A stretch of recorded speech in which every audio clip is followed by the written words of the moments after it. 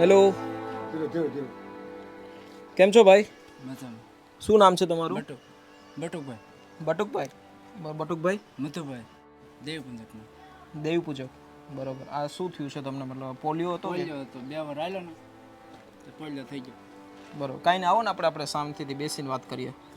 પેલી બાજુ વી આવો.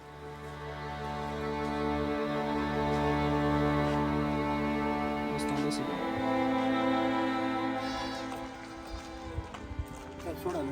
નહીં સોડા નથી પીવી. કેમ છો? શું નામ છે તમારું? મધુભાઈ. મધુભાઈ. મધુભાઈ બાલુભાઈ.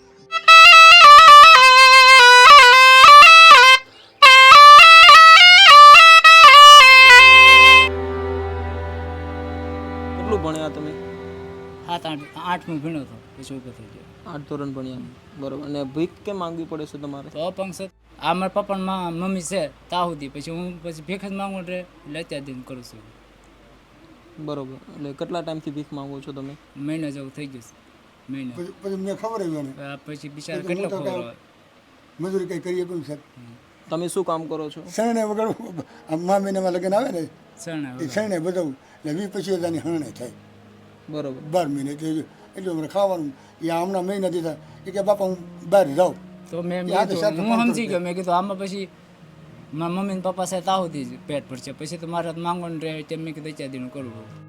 તો પછી તમારી આ જે અત્યારે તકલીફ છે તમને એ જન્મથી જ છે ને? નહીં પોલિયો થઈ ગયો 2 વાર આવ્યો હતો. 2 વર્ષ ચાલ્યા હતા. હા અને કેટલા વર્ષ પછી કેટલા વર્ષથી આ પરિસ્થિતિમાં જીવો છો? 32 વર્ષથી. 32 વર્ષ. બરોબર. તો શું અનુભવ કરો છો જ્યારે તમે અમારી જેવા માણસોને હાલતા જુઓ તો? તો પછી અનુભવ તો થાય પછી શું કરું? ભગવાન જેવું ભગવાનનો તો વાંક નથી પણ હવે કિસ્મતનો યોગ થાય છે. ગરીભાઈ હું સમજી ગયો પછી મને મારા મમ્મી ને પપ્પા સાથે આવું પછી મને રોટલો કોણ દે? કમાતા મરી તોય કે કમાતા મરી જાય એમ થાય. મરી તોય તોય દુઃખ ને ન મરી તોય દુઃખ. હવે વચ્ચો વચ્ચ જઈએ અમે અત્યારે. એક હું વાત કરું 2 વર્ષ એનો જન્મ થયો 2 વર્ષ હાલ્યો નાથી મેં એને પછી મેં ભણવા બેહાડ્યો પછી એ 7 ચોપડી ભણી ભાઈ પછી કે મારે ભણવા જવું નથી પછી મેં મારી ઉંમર એટલે મારી 60-65 વર્ષની મારી ઉંમર છે ત્યાં સુધી મેં ખબર મેં કે ભાઈ ખા હું જીવતો હોય છે ત્યાં સુધી ખબર આવી ભાઈ તારા ભાઈ તો એને કાંઈક ગણ્યા લાગ્યું પછી મવા 2 વખત આવ્યો અહીંયા કાંઈક ભાઈ કોઈ ભેગા થાય છે એ કે તું આવી જાય સાહેબને હું કે લારી અપાવી કે લારીની જરૂર છે તમારે? મેં કે લારી આપે મેં કીધું હમણાં એમ નહીં સાહેબ મેં કે લારી દે તો મેં હું બકાલું રાજુ ભરી આવું 400-500 રૂપિયા ભરી આવું મેં કીધું તું મેં કીધું બેઠો વેચ ને તારું અને તારી મમ્મી એ દાડીએ કરે હું એને તેડીને ખંજોળ મારીને લઈ જતો સંડા પાણી જાય ખંજોળ મારીને લઈ જતો કાંઈ એક વીઘો જમીન કંઈ રહેવા ને પહેલાં મેં હણે વગેરે કોવાયા રાપરા મેં માંગીને મેં ખવડાવ્યું પહેલાં એવી પરિસ્થિતિ હતી કાંઈક શરણે વગાડીને કાંઈક એના મમ્મીને કાંઈક દાડીએ જતા એમ કરી સાપું બન્યું. એક દીકરો હતો એ નોખો થઈ ગયો એ સુરે રહી. બરોબર. તો પછી અત્યારે તમારા 2 હાથ અને 2 પગથી જ ચાલવાનું? રસ્તામાં 4 પગ હાલો. 4 પગે ચાલો? 4 જ પગ ગણે ને. તો ક્યારે આમ હાથ મૂકતા કંઈક વાગી જાય? વાગે તો ઘણો આમ જોવો હાથમાં. કાંઈ નહીં. તો તમારે વાત કરી કે તમારે કોઈ લારીની અને શાક બકાલાની લારીની જરૂર છે. એ કાંઈક એવું કાંઈક કરી ગયો તો વળી અહીંયા કાંઈક બે રહે કાંઈક લઈ આવ કાંઈક એનું તો ગુજરાત થાય ના ના, ને અમે બે માણા કાંઈક ઈ દાડીએ કાંઈક કરે જાય હું આ કાંઈક લગ્ન ગાળો આવે ને કાંઈક શરણે કાંઈક બરકે તો વગાડવા જાઉં. કાંઈ વાંધો નહીં. હવે આજને આજ તો નહીં થાય અમારીથી. અમને 1-2 દિવસનો ટાઈમ આપો. અમે ફરીથી પાછા આવીશું. અને તમે જો કે ભીખ માંગતા હતા ને હવે તમને વિચાર આવ્યો છે કે ભાઈ મારે ધંધો કરવો અને મારે મહેનતનું કમાવવું છે, એ બહુ મોટી વાત છે. બસ અમને આશીર્વાદ આપજો કે તમારે જો લોકો સુધી પહોંચી શકીએ અને વધારે આવી રીતે લોકોને પગભર કરી શકીએ. તમારે પગ નથી છતાં પણ તમને આ વિચાર આવ્યો એટલે બહુ મોટી વાત છે. દિયા તમારી ભગવાન તમારું સારું કરશે. ના બસ. તો કાકા અમને કાલ સુધીનો ટાઈમ આપો. કાંઈ કાલ પરમ દી અમે પાછા આવીશું. અને તમારે શાક બકાલાની લારી કરવી છે ને? હા મારા પપ્પા ભર્યા છે ને હું વેચી. કાંઈ વાંધો નહીં. રોડે ગમે ને બે રહી કાંઈ વાંધો નહીં. તમારી પાસે પછી સાયકલ છે કે સાયકલ નથી? કાંઈ વાંધો નહીં. તો એ કંઈક કરી વ્યવસ્થા અમે નહીં બસ. ચાલો તો હવે અમે પાછા કાલે આવીએ અને કાલ ફરીથી મળીએ પાછા.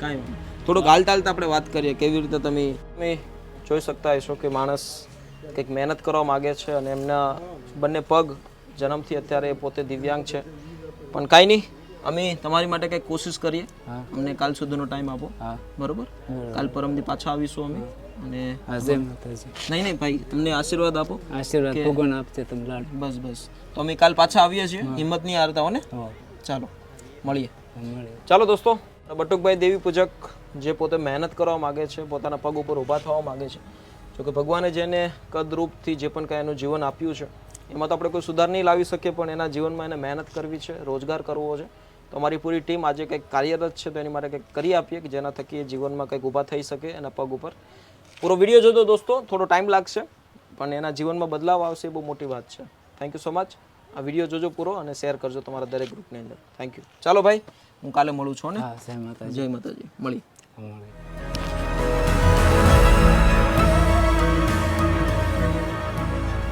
गुड मॉर्निंग दोस्तों आज आपने आगे वीडियो में देखा था कि 2 दिन पहले हम जिस परिवार को मिले थे और उसकी जिस तरह से हालात थी जिसकी हालात आपने आगे देखी वीडियो में कि जिस तरह से भाई अपने दिव्यांगता के कारण जिस तरह से वो जिंदगी को जी रहे थे उसको मेहनत करनी है आगे बढ़ना है उसके लिए हमने सोचा कि उसको जो लारी की जरूरत है दुकान की जरूरत है तो आज उसको साग भाजी की जो पूरा स्टॉल हम कंप्लीट करने वाले तो 2 दिन के बाद हम फिर से उसको मिलने जाने वाले पूरी तैयारी हो चुकी है लारी भी कंप्लीट हो चुकी है और जो कुछ भी सामान था वो भी कंप्लीट हो चुका है तो बने रहिए इस एपिसोड को पूरा देखिए और आपके सभी ग्रुप के अंदर शेयर कर दीजिए thank you so much good morning हिम्मत भाई गुड मॉर्निंग आप आ गए हाँ आ गए हम और हमारा सामान भी आ गया है आप देख सकते हो पीछे सब्जी का बराबर और जाना है ना हमको चलिए ठीक है तो चले दोस्तों अभी हमारी सवारी निकलने वाली है राजूला डूंगर के लिए क्योंकि हमारा सामान भी आ चुका है लारी भी वहां तक पहुंच चुकी है साइकिल भी पहुंच चुकी है बट चलिए 2 दिन के बाद थोड़ा अरेंजमेंट करने में थोड़ा टाइम लगा और उसकी जिंदगी अब आने वाले टाइम में जो मेहनत करेंगे काम करेंगे तो उसकी जिंदगी बदलेगी वही सबसे बड़ी हमारे लिए सबके लिए बात है बने रहिए इस एपिसोड को पूरा देखिए थैंक यू सो मच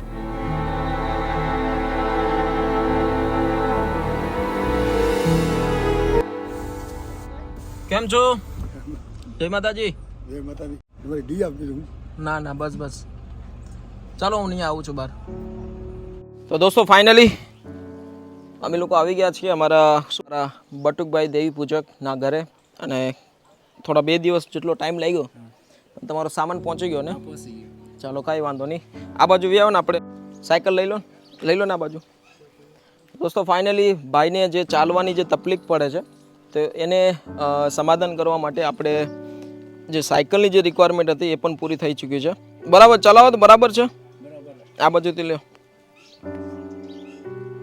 કાંઈ નહીં હવે એમને જે આ રીતે જે ચાલવું પડે છે એ હવે નહીં ચાલવું પડે એને બેસી જાઓ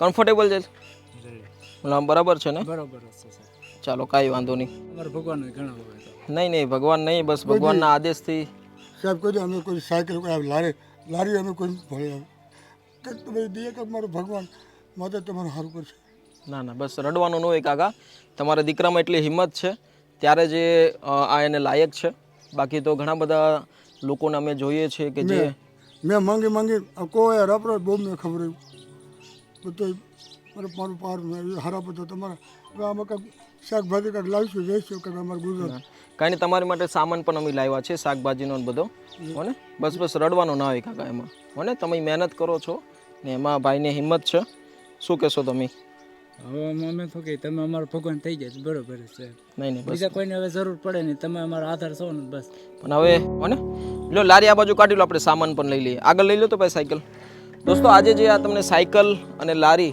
જેને અમને સપોર્ટરૂપ બન્યા છે જે પરિવાર આજે આ કાર્યને સાકાર કરવા માટે અમને જેને સપોર્ટ આપ્યો છે એમનું નામ તો એને અનાઉન્સ કરવાની ના પાડી છે પણ એ આપણાથી બહુ દૂર છે અને આજે એમના પૂરા સહયોગથી આજે એમના પૂરા પરિવારથી ચાલો કાંઈ વાંધો નહીં એમની માટે સામાન પણ છે આપણે ગાડીમાંથી કાઢી લઈએ ચાલો આ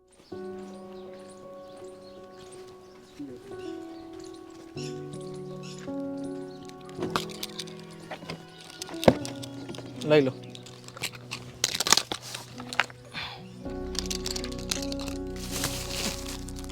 લેતા આવો જી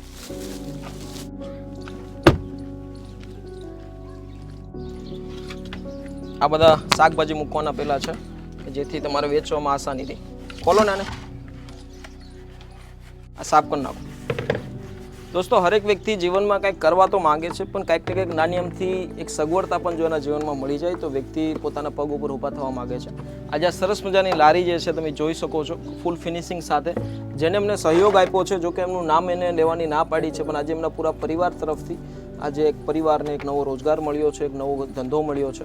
બસ તમે પણ તમારી આજુબાજુ લોકોને આવી રીતે કંઈક રોજગાર રૂપે કંઈક કરી આપો, જેના થકી એ જીવનમાં કંઈક આગળ સારું કરી શકે. આજે શાક બકાલાની જે લારી જે છે કહેવાય છે કે એક સારામાં સારું કોકનું પેટ ભરે જે. પણ ચાલો, ધંધો કરજો, અમારે ગુજરાત અમે ચલાવીશું. હારા પતાવ તમારે તમે આ અમારે કરી દીધું ને કે અમે 100 વર્ષ સુધી હું થાત ને તો આવી મારી ફેરવી હોય તો હું લઉં ને.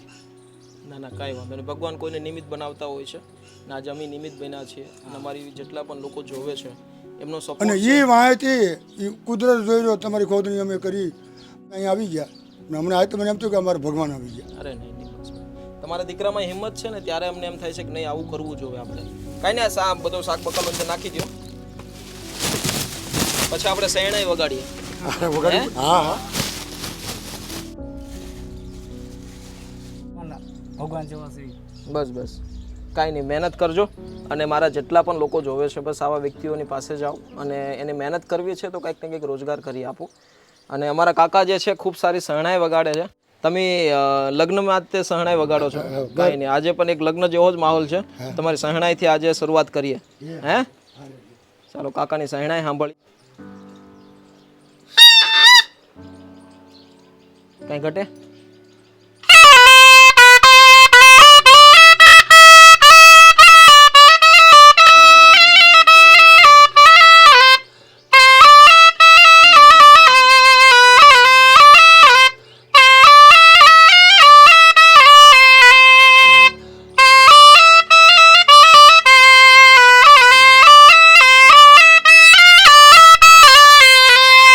વાહ વાહ,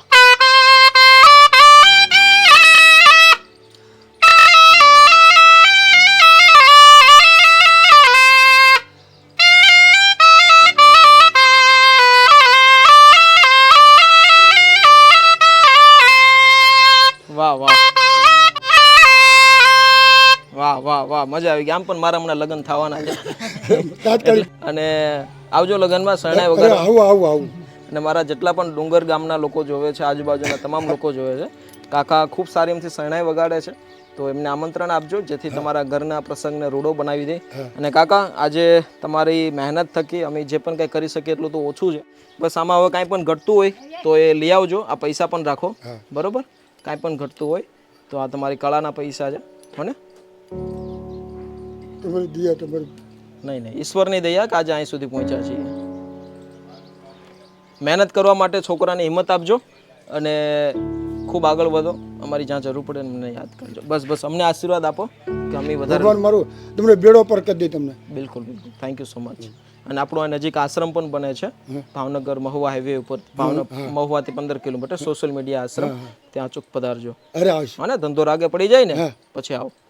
પાકું ને? હરે પાકો પાકો. ચો વાંધો નહીં. ચાલો ભાઈ, હવે અમે રજા લઈએ, હોને? હિંમત આપે. તમે પણ તમારી આજુબાજુ લોકોને મદદ કરતા રહેજો. ફરીથી મળીશું નવા એપિસોડ સાથે. ત્યાં સુધી તમારું બધાનું ધ્યાન રાખજો. જય હિન્દ, જય ભારત. ચાલો ભાઈ, અમે રજા લઈએ. ચાલો, આવજો. દયા ભાવ રાખજો.